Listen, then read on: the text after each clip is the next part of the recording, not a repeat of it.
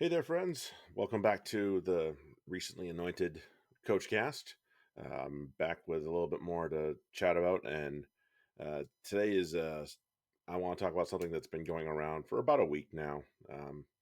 So, uh, Last week, both Megan Calloway and Sohee Lee posted this little comment from someone. Um, not The username is blocked out for a good reason. I'm not looking to try and start shit with someone, but at the same time, this needs responding to from all of us, I think. And thank you to this person for giving us all content for a little while. Well done, you idiot. To the point. Um, Number one, anytime somebody starts a sentence or whatnot with no hate or like no offense, I take to the lines of Leonard Kennedy, like, I'm already offended. So just keep going or shut up. Like, don't get caught in between. Anyway, besides that, um, what it is, the whole idea of you have to look the part, and this is coming from someone that definitely doesn't look the part. Sometimes, depends on it depends on what day I'm on.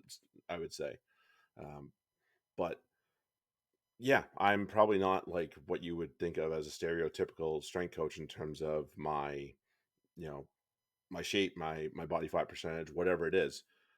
But it doesn't mean that I'm not healthy and or I'm not looking at it. Like most of my markers are pretty good from my blood work.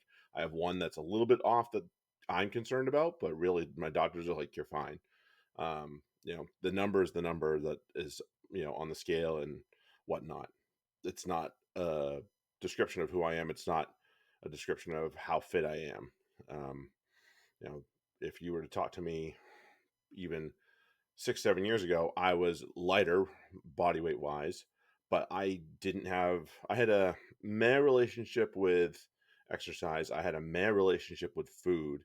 And it was I was mostly just trying to do my workouts to stay in one piece so I could play rugby on Saturdays.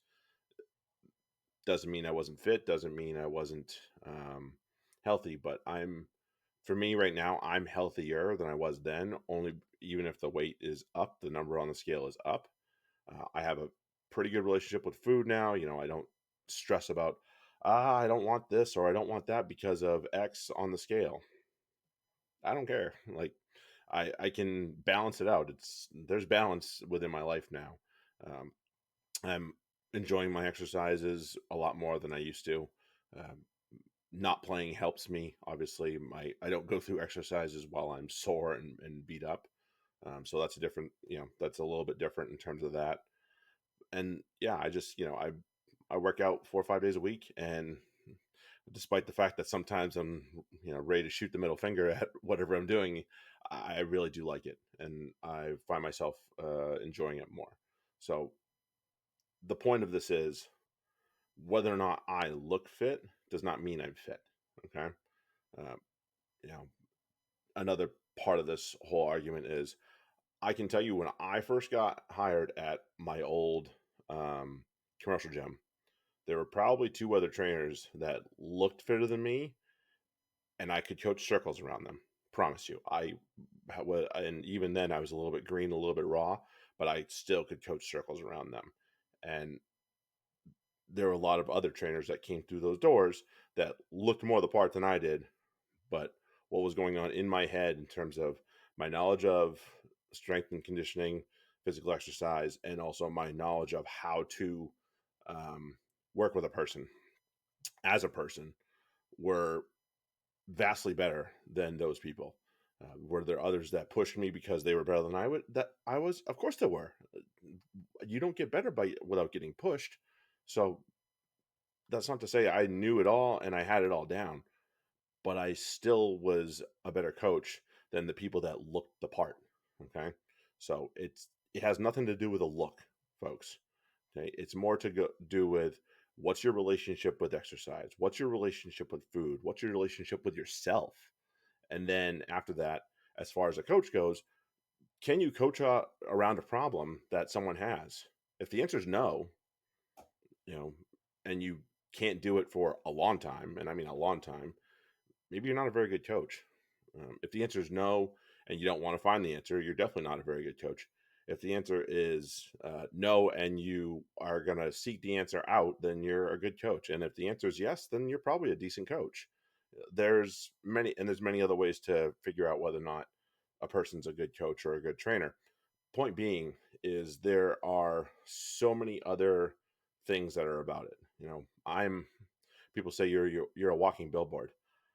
I would argue that my clients are my walking billboards and my athletes are my walking billboards. There are many first 15 badges that walk around the town of Brookline that I believe show good things about what I'm doing. And again, it's not a look, but I think it's more about how those people feel and what their relationship is with exercise and how strong they feel, so on and so forth. It's not, you know, I would rather have my clients be my marketing in terms of I'm great because I can help someone around a problem with food. I'm great because I can help someone get rid of pain in their hip. I'm great because I can find a way for someone to enjoy exercise again. Any of those things, that's what makes me a good coach and makes me feel proud of the work I do. Not, oh, I lost 20 pounds. Great. Dan John once said, I'm pretty sure you could lop part of your, body off and you'd lose 20 pounds instantly. Uh, so I understand that's not quite the point, but you get what I'm saying. Um, yeah, I don't care if someone's goal is to lose 20 pounds, awesome. I'm going to try and help them along the way to that goal. But while along the way, I'm going to try and improve other things besides that, because the 20 pounds will be a product of those things, um, not the other way around. You know, those things will not be a product of the 20 pounds lost. I know it might be a chicken or the egg thing, but for me, what happens is an improved relationship with food, an improved relationship with exercise, and an improved relationship with yourself. And then if you really are still going for those 20 pounds, 25 pounds, 30 pounds, whatever the hell it is, if it happens because of those things, then something good happened. And for me, that's a win. If it's the other way around, it doesn't go as well. Losing the weight won't necessarily improve those relationships with yourself, food, and exercise, and a host of other things on top of it. I think it's the other way around. So I can coach those skills a lot better than worrying about someone's weight loss. We can talk about food and managing diet, exercise along with it and together. But again, it's all got to be a wheel. It can't be just one section of it. It's got to be several things that can make the whole thing just turn. And that to me is what makes someone a good coach and makes someone more valuable than someone that looks the part, has no idea what they're talking about. All right, they crushed you with a workout. Big fucking deal. A monkey could do that, honestly. They really, and I'm pretty sure they could. Okay, it doesn't matter. That's the easiest thing to do, just to find a workout that will crush someone. Will it improve them towards the things that they want to do? I don't know. Even if they were get to those goals with those types of workouts, would it be something short term or long term? Those are all the things that we have to consider. So yes, the point is, it doesn't matter how I look, how my fellow coaches look. If what's going on up here lacks, you know, that six pack isn't doing you fuck all. I'm sorry, nobody cares. And on top of the whole thing, if you're an asshole, again, the six pack's only going to carry you so far. And if that's your goal, to be an asshole and to have a six pack, cool. I want nothing to do with you, and I'm going to steer everyone I can away from you. That's the difference. Okay.